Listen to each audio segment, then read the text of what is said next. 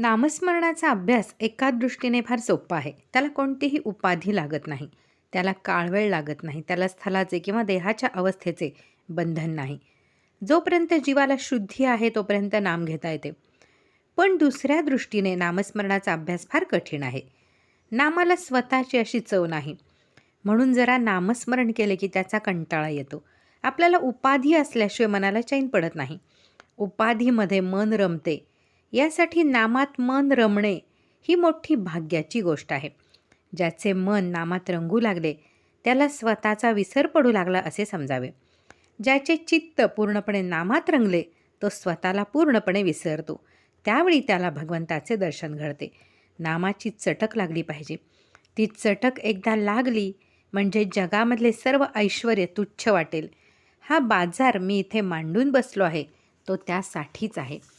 प्रत्येकाला नामाची चटक लागावी हा माझा प्रयत्न सारखा चालू आहे. कोणीतरी त्याचा अनुभव घ्यायला तयार व्हा.